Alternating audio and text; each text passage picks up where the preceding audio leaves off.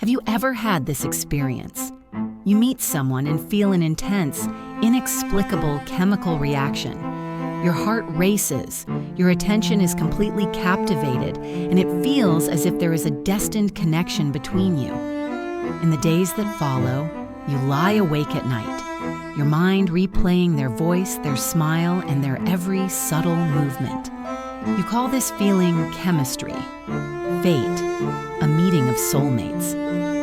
But as the relationship deepens, the initial passion slowly transforms into a bewildering pain. You discover that this person who swept you off your feet is the very one who can most exquisitely trigger your deepest insecurities and wounds. Your dynamic seems to perpetually repeat a painful cycle, one you know all too well yet desperately wish to escape.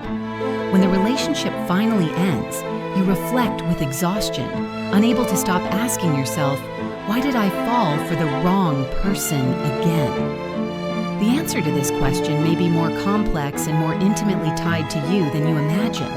The theories of the renowned psychologist Carl Jung offer a profound perspective.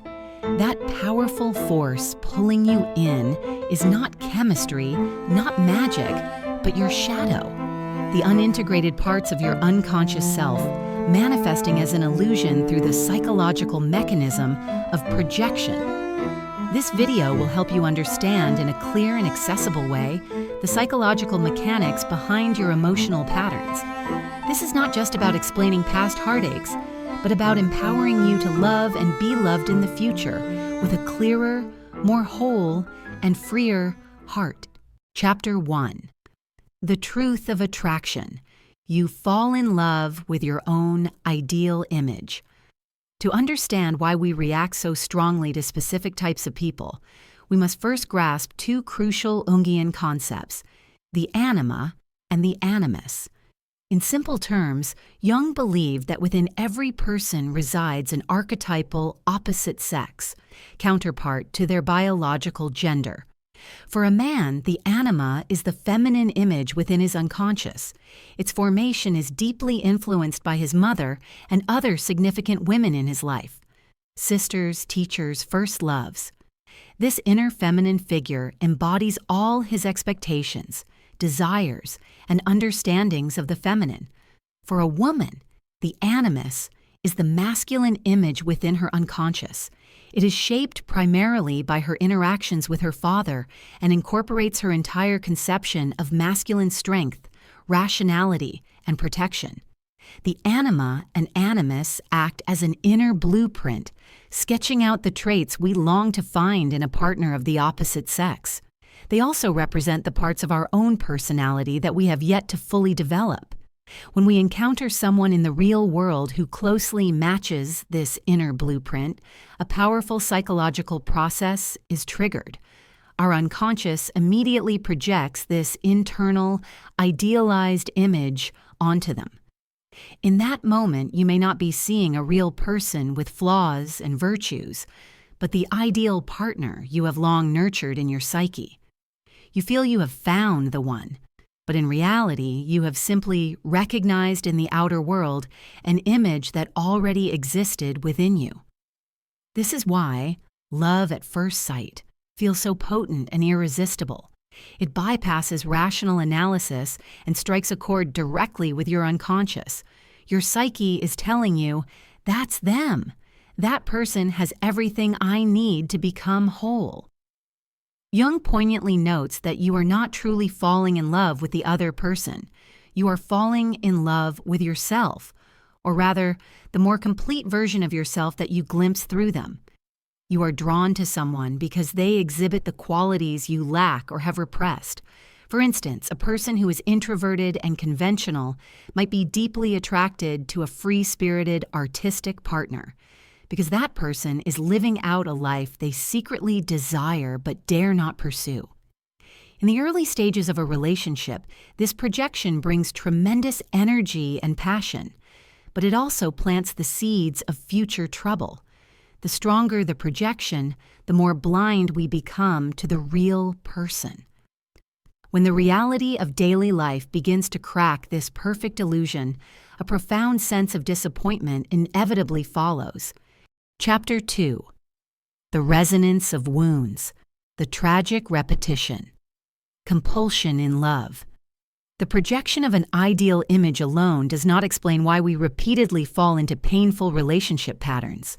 Another, deeper concept in Jungian psychology reveals the key: repetition compulsion. Repetition compulsion is the unconscious drive to repeatedly reenact the traumatic situations of our childhood.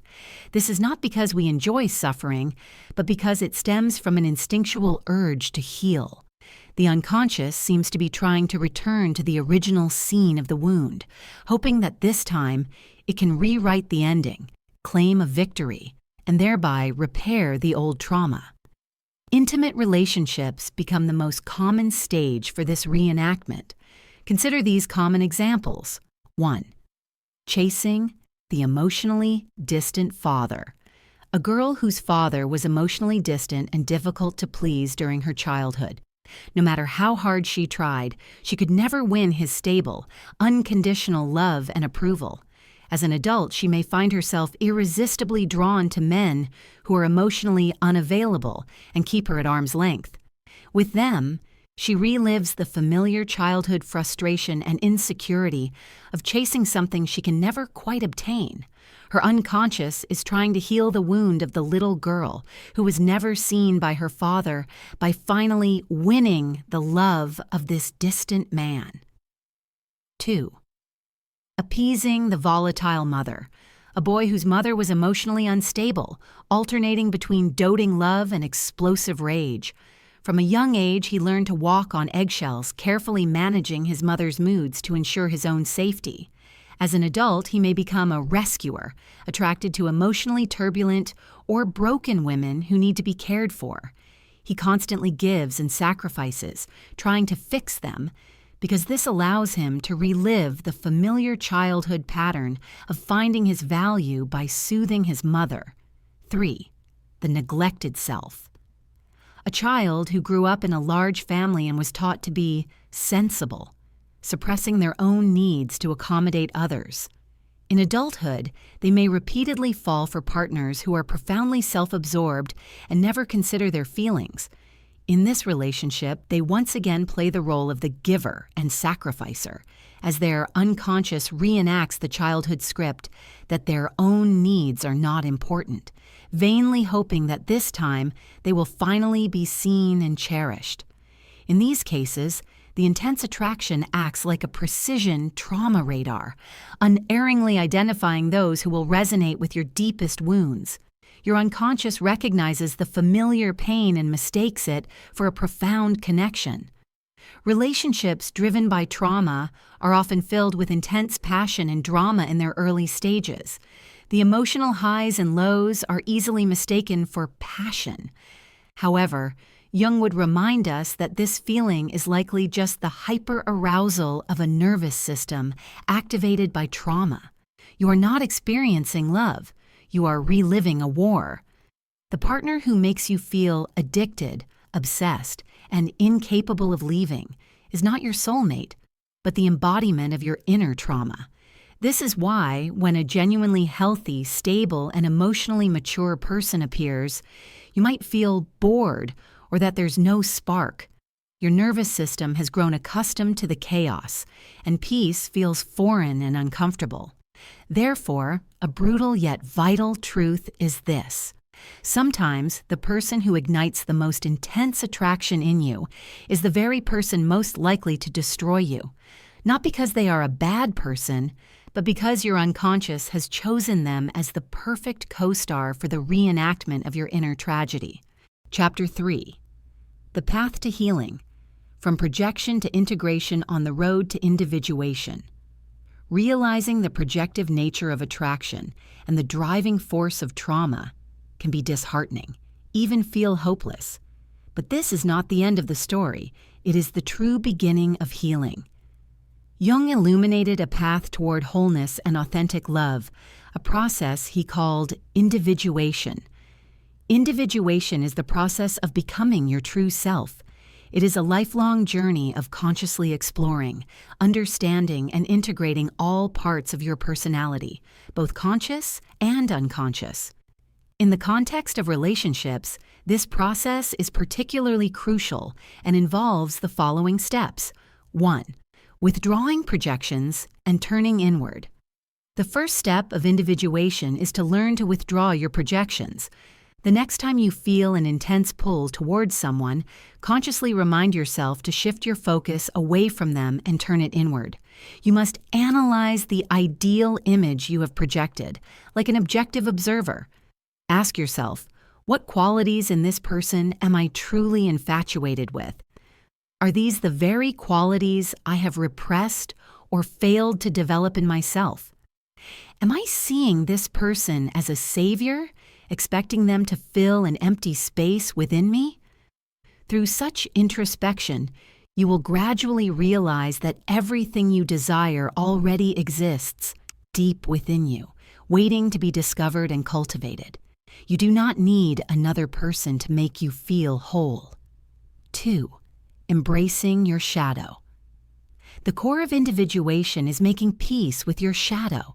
The shadow is Jung's term for all the parts of our personality we deny or refuse to acknowledge. Our fear, jealousy, selfishness, vulnerability, and more. In relationships, we project not only our ideals, but also our shadows. You might repeatedly accuse your partner of being controlling without seeing the immense fear of losing control within yourself. You might complain that your partner lacks ambition without admitting your own deep-seated contempt for mediocrity. Embracing your shadow means acknowledging and accepting that these imperfect, even ugly parts are all a piece of you. This requires immense courage, but it is the only way to stop searching for external scapegoats and to take responsibility for your own emotions. When you no longer need to blame your partner to avoid your own shadow, genuine communication can finally begin. 3. From being chosen to consciously choosing. As a person begins to consciously work on self-integration, their patterns of attraction will change. In the past, you were passively chosen by a partner through the unconscious pull of your trauma patterns. Now, as you begin to heal yourself, you gain the power of active choice. You are no longer intensely drawn to those who can reenact your trauma. Instead, you begin to appreciate those who are genuinely aligned with your core inner values. This new kind of attraction may not be as feverish as the old one, but it is far more solid, warm, and enduring. It brings not anxiety, but a deep sense of peace and security. In such a relationship, you can be your authentic self, because your partner loves you for who you are in your entirety, not as an illusion. This is what healthy love is. It is not two broken people trying to complete each other, but two whole individuals choosing to walk side by side, to create and to share. Chapter 4. A Practical Guide. How to become an explorer of your own emotional world. After understanding these profound theories, we can begin the work of self-exploration with a few simple practices. 1. Review your relationship history. Make a list of the past relationships that left a strong impression on you. Next to each name, write down the qualities that initially attracted you and the recurring conflicts or painful patterns in the relationship. Look for repeating themes. For example, are you always drawn to people who need saving or to those who make you feel unseen? 2. Trace the roots of your patterns. For each of these recurring patterns, ask yourself, did I experience this feeling in my childhood interactions with my family? The goal is not to blame your parents, but to objectively understand how your early emotional templates were formed. 3. Identify your inner ideal partner image. Take some time to think about your ideal partner. List all the qualities they would possess. Now reflect on which of these qualities also exist within you, but have not been fully expressed. For instance, if you long for a brave partner, is it because you have fears you need to face? If you desire a gentle partner, is it because you are not gentle enough with yourself? Try to cultivate and live out these qualities in your own life. Practice. the emotional pause. The next time you feel that intense magnetic pull, give yourself a moment. Don't dive in immediately. Take a deep breath, feel the sensations in your body, and ask yourself, how much of this intense feeling is about the person in front of me, and how much is about my own inner story? This simple pause can help you shift from an unconscious reaction to a conscious observation and choice. Conclusion: love, an ultimate journey of inner exploration. Carl Jung's theories provide us with a profound map of the complexity of human emotion. They teach us that our love stories are far more deep and personal than we ever imagined. The people we love are often messengers from the lost parts of our soul, catalysts for our unfinished business. To understand this is not to deny the beauty of attraction or to become cynical about love itself. On the contrary, it invites us to view every flutter of the heart with an unprecedented sense of reverence and curiosity. Every intense attraction is a precious signpost pointing toward our inner world. It asks us, are you ready to face yourself? Are you ready to integrate the parts of you that have been forgotten and to heal the wounds that have been secretly shaping your destiny? Ultimately, true love is not about finding the right person, but about becoming the right person.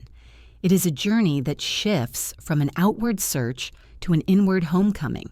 When we have the courage to dive into the depths of our own unconscious, to dance with the long exiled shadows and archetypes, we no longer need to seek salvation in another. We ourselves become the source of that wholeness. At that point, love ceases to be an anxious chase born of scarcity and becomes a peaceful, free sharing born of abundance. You will no longer be a puppet pulled by the strings of fate, but the true author of your own emotional story. This is the real growth that intimacy offers. It compels us to transform the wounds of the past into the wholeness and wisdom of today. And that journey is, without a doubt, the greatest adventure life can offer.